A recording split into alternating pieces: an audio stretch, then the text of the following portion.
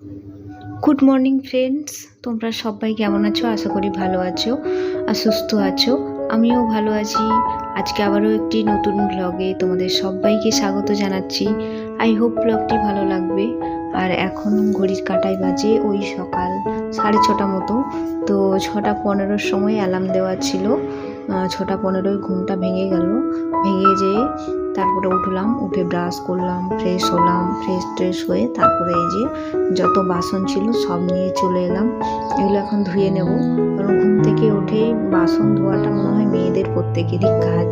সবার ঘরেই এটা হয়ে থাকে। যতই তুমি ধোয়া পরিষ্কার করে রাত্রের বেলা রাখো না কেন, মানে সকালের জন্য বাসন থাকবেই। ভাতের হাঁড়ি অনেকে বলে রাত্রেবেলা ধুতে নেই, তো তার জন্য সকালে তো ধুতেই হবে। আর আমার তার সাথে কড়াইটা ছিল, ব্রাশ হচ্ছে। আর এদিকে ওই মিক্সিটা দেখতে পাচ্ছ, কালকে রান্না হয়েছিল, সোয়াবিনের আলুর তরকারি হয়েছিল, তো ওগুলো ধোয়া হয়েছিল না, তো ওগুলো সব ধুয়ে নিলাম। আর আজকে হচ্ছে সানডে, তো সানডে আজকের দিনটা অন্যরকম, একটু ছুটি মানে ছুটি তো আমার নয়, অ্যাকচুয়ালি আমার হাজব্যান্ডের ছুটি, তাই রান্নাটা দেরি করে করব। তো অ্যাকচুয়ালি আমারও একটু রিল্যাক্স মনে হয়। দেখবে যখন কারো টাইমের মধ্যে তোমাকে রান্না বান্না করতে হবে, সেটা কিন্তু খুব প্রেশারের মধ্যে হয়, মানে মনে হয় এই টাইমের মধ্যে করতে হবে, একটা দায়িত্ব চলে আসে। আর যেদিন ছুটি থাকে সেদিন মনে হয় যখন ইচ্ছা করলেই তো হবে, তো একটু শান্তিতে মানে কাজটা করা যায়। তো আজকে যেহেতু রবিবার, তাই দিনটা আমার ক্ষেত্রে খুবই ভালো। ঘুম থেকে উঠে এই যে বাসন ধুয়ে গ্যাসটা পরিষ্কার করে নিলাম। পরিষ্কার করে দুজনের জন্য একটু চা করে নেবো, আর চায়ের সাথে থাকবে হচ্ছে বিস্কিট আর চিড়ে ভাজা। এইটা আমাদের সকালবেলায় টিফিন। তো এখন খাবো, তারপরে 9:30 সময় আমার হাজব্যান্ড বাজার থেকে যদি কিছু আনে, তারপরে সকালবেলা ব্রেকফাস্ট করে নেব। তো অন্য দিন কি হয়, আমরা চা বিস্কিট এই চিড়ে ভাজা এইসব খেয়ে থাকি, আর সকাল 10টা নাগাদ ভাতটা খাওয়া হয়ে যায়, কারণ সে স্কুলে যায়, আর তার সাথে আমিও অল্প একটু ভাত খেয়ে নিই। আর আজকে তো যেহেতু খাওয়াটা দেরি করে হবে, মানে প্রায় 1টা বেজে যাবে, তো তার জন্য মাঝখানে আমাদেরকে আর একটু খাবার খেতে হবে, সেটা হচ্ছে যাই হোক। তো ভাবলাম আজকে বাজার থেকে চপ আনা করাবো, কারণ তেলে ভাজা অনেক দিন খাওয়া হয়নি। তো চপ আর মুড়ি শশা আছে, এগুলো খাওয়া হবে। তো তারপরে এই যে চাটা ঢেলে নিলাম, দুজন মিলে চা খেয়ে নিলাম। তো চা খেয়ে আমার হাজব্যান্ড গেল বাজারে, আর আমি চলে এলাম। এই যে কাপড়গুলো অনেক দিন ধরে তুলে শুকনো হচ্ছিল বারান্দার মধ্যে, তো শুকনো হয়ে গেছে বৃষ্টির জন্য না, অনেক দিন ধরেই ঝুলছে, শুকনো হয়নি, ভেজা ভেজা লাগছিল। তো আজকে দেখলাম যে অনেকটা শুকনো হয়ে গেছে, ভালোই শুকনো হয়ে গেছে।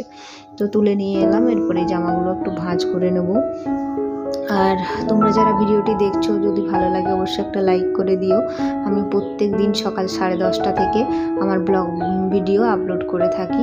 আর যারা আমার পাশে থাকো তাদেরকে তো আমার অসংখ্য ধন্যবাদ, যারা আমার প্রত্যেক দিন ভিডিও দেখে প্লাস হচ্ছে আমার চ্যানেলটা সাবস্ক্রাইব করেছে, তাদেরকে অসংখ্য ধন্যবাদ।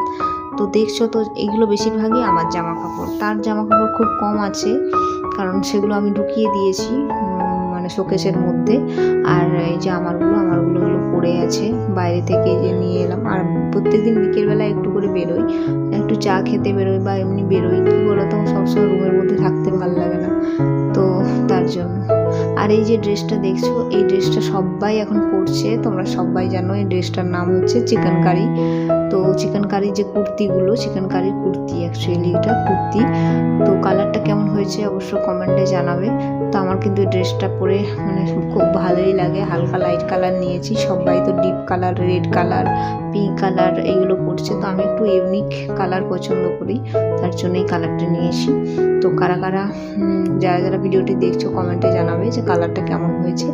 আর এই যে আমার হাজব্যান্ডের কয়েকটা জামা ছিল, সেগুলোকে তুলে রেখে দেবো, এগুলো সে আবার আয়রন করবে, তো তার জন্য খুব একটা ভাঁজ করতে লাগছে না। তো তোমাদের সাথে গল্প করে করে এদিকে দেখো এগুলো গুছিয়ে নিলাম। আর তারপরে কি বলো, দেখলাম যে সে বাজারে গেছে, বাজার থেকে নিয়ে এসছে হচ্ছে চিকেন। তো তার আগে কিন্তু আমি একটু আলু ভেজে নিয়েছি, কারণ আজকে ভাবলাম একটু আলু ভাজা করব। আর ওই পাশে আমার ভাত হচ্ছে, আরেক সাইডে, আর এদিকে চিকেনটা বসিয়ে দিচ্ছি। পেঁয়াজ কুচি আর টমেটোটা খুব সুন্দর করে ভেজে নিচ্ছি, আর একটা কিন্তু গোটা পেঁয়াজ দেওয়া আছে, তোমরা দেখছো যারা ভিডিওটা, আমার কিন্তু এরকম চিকেনে গোটা পেঁয়াজ দিতে বা গোটা রসুন দিতে খুব ভালো লাগে, এগুলো খেতেও কিন্তু খুব টেস্ট লাগে। কারা কারা খেয়েছো অবশ্য কমেন্টে জানাবে। তো দেখো পেঁয়াজটা একটু ভালো করেই ভেজে নিচ্ছি, একটু লাল লাল করে ভেজে নিচ্ছি। আর চিকেনটা আমি প্রত্যেক দিন চাই একটু নতুন নতুন করে অন্যভাবে রান্না করব। আর সত্যি রান্নাটা খুব টেস্টফুল হয়েছিল। মানে এই যে বাটা যেটা দিচ্ছি, বাটা মশলা, সেটা হচ্ছে আদা রসুন বাটা প্লাস পেঁয়াজ বাটা প্লাস শুকনো লঙ্কা 3টে মতো বাটা দেওয়া আছে। মানে আমি পেঁয়াজটা কুচি ইউজ করছি প্লাস বাটা ইউজ করছি। তোমরা এই দুরকমভাবে ইউজ করবে, দেখবে খুব গ্রেভিটা কিন্তু খুব টেস্টফুল লাগে। তো খুব টেস্টি হয়েছিল। এবার মশলাটা খুব সুন্দর করে ভাজবো যতক্ষণ না মশলা থেকে তেল ছেড়ে যাচ্ছে।